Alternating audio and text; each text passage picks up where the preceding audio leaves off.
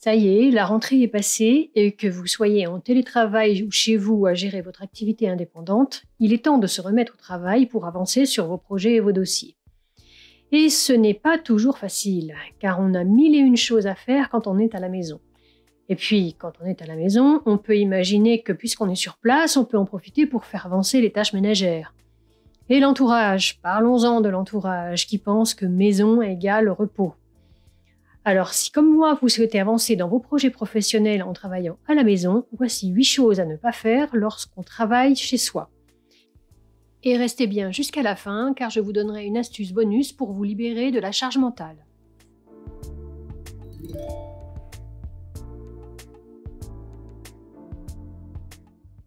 Il y en a qui aiment travailler en pyjama à n'importe quelle heure. Pas moi. Pour me mettre au travail, je fonctionne par routine et j'ai une routine pour le matin et pour le soir. Le matin, après un peu de journaling et de sport en fonction de ma charge de travail, je commence par une routine de prospection ou d'administration de mon activité. Cela peut être rechercher de nouveaux clients, écrire pour mes réseaux sociaux, pour mon blog professionnel.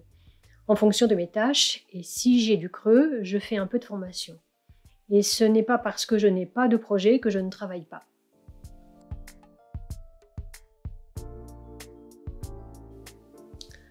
La deuxième chose à ne pas faire est le multitâche. L'idéal est de ne faire qu'une tâche à la fois. Si j'ai décidé de faire de la prospection, je ne fais que de la prospection et rien d'autre. Pas question de papillonner et de regarder une vidéo de formation en même temps. Je préfère commencer par ce que j'ai de plus important dès le matin, quand j'ai encore beaucoup d'énergie et du temps devant moi. Manger une bricole devant son ordinateur n'est pas ce qu'il y a de plus relaxant. Et n'allez pas croire que de rester devant votre ordinateur en grignotant vous fera avancer plus vite.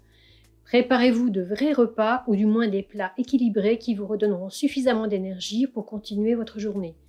Parfois, une coupure, même si elle n'est pas longue, devant un plat sain et équilibré est plus bénéfique qu'un grignotage.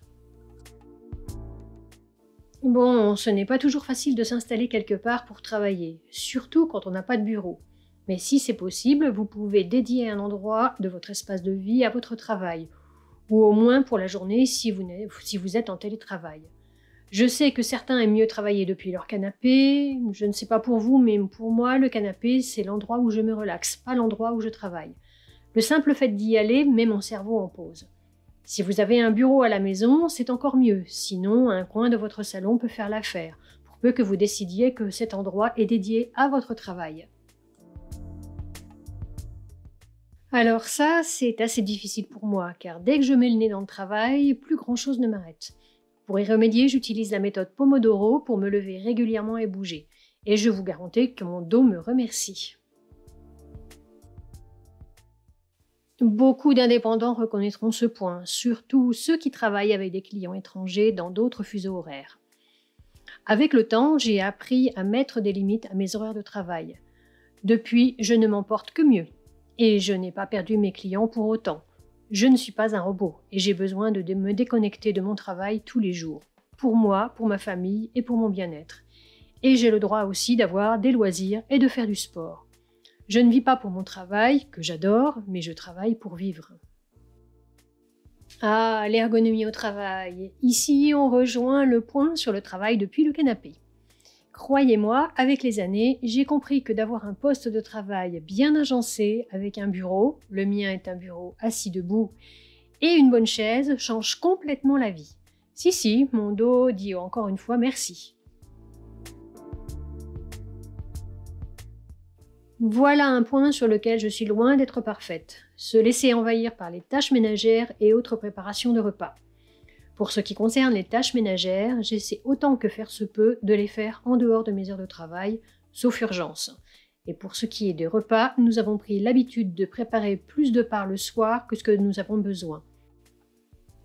L'idéal serait de préparer quelques ingrédients le week-end pour ne plus avoir qu'à assembler ces repas la semaine.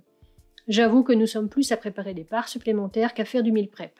Cela dit, nos repas consistent en un plat complet avec un peu de fromage pour ceux qui le désirent et un fruit. Cela simplifie grandement les choses. La liste des repas est prévue à la semaine en fonction du temps dont nous disposons pour cuisiner et avec des fruits et légumes de saison. Et enfin, mon astuce bonus. Ne pas laisser de trous dans son emploi du temps. Et pourtant, ça tombe sous le sens. On a tendance à boucher tous les trous de façon à être le plus productif ou productive possible. Mais qui n'a pas connu un emploi du temps qui dérape ou un projet plus long que prévu? Et puis, il y a toutes ces petites tâches que l'on repousse tout le temps. Avoir un trou dans son emploi du temps peut parfois vous sauver quand votre organisation bien huilée dérape. Cela peut permettre aussi de reprendre la main sur ces tâches que vous n'avez pas envie de faire. Et si ce trou est un vrai trou et que vous n'avez rien en retard à faire, profitez-en soit pour prendre de l'avance ou pour simplement ne rien faire. Oui, ne rien faire a parfois du bon. Cela permet de se ressourcer pour mieux rebondir et repartir avec une nouvelle énergie. Sortez, allez marcher dans la nature, allez boire un café en terrasse, faites quelque chose qui vous plaît. Tout est possible. Profitez de l'instant présent. Que vous travaillez à la maison ou au bureau, si vous avez l'impression que votre vie est devenue chaotique, alors cette vidéo pourra vous aider à reprendre le contrôle de votre vie.